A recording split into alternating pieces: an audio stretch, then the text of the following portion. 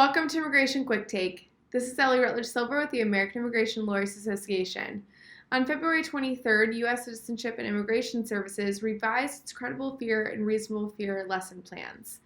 These new lesson plans became effective on Monday, February 27th. So here to share details of the revisions and what these changes mean for lawyers is Dree Collopy, author of AILA's Asylum Primer.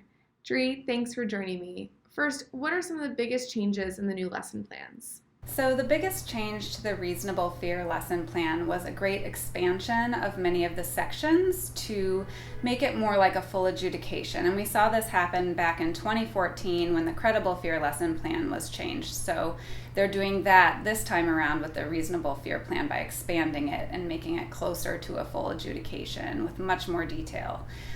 We also see in both plans this time an elimination of any language indicating or reminding the officers that these are screening interviews and not full adjudications.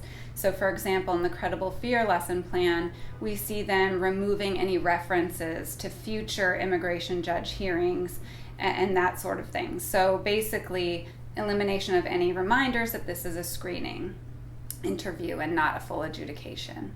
We also see in the Credible Fear lesson plan a great heightening of the standards for credibility. So back in 2014 in the prior plans, the standard for credibility determinations was basically the applicant had to show that there's a significant possibility in the future that an immigration judge would find them credible after a full hearing.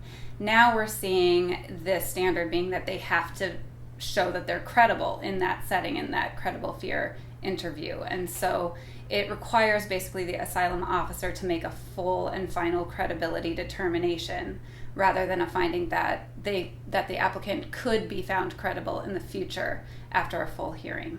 And so that is a huge material change. In both of the credibility sections as well, we are seeing an emphasis on inconsistencies and the fact that even if the inconsistency is not material to the individual's claim, that the officer is supposed to rely upon it.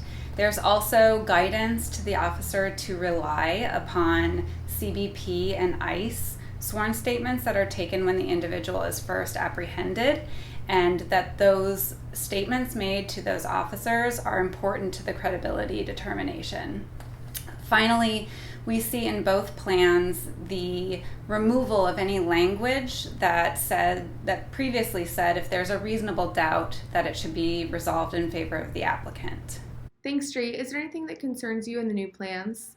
So I think that overall, the biggest concern when you look at the changes as a whole, you see an attempt to increase the number of negative credibility findings and negative credible and reasonable fear findings to eliminate people's opportunity to be able to make their full claims in front of immigration judges.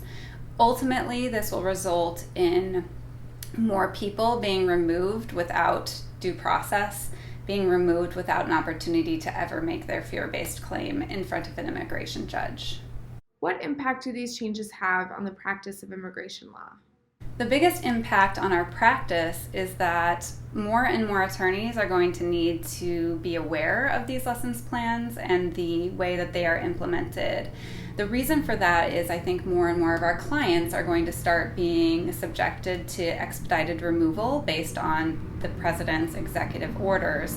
And so more and more of our clients are going to be going through these interview processes. So it's very important for attorneys to know what the legal standards are, know the historical background and how things have changed so that we can best prepare and advocate for our clients in these processes. Thanks, Dree, for joining me. For the rest of you, please stay tuned for more updates from the American Immigration Lawyers Association.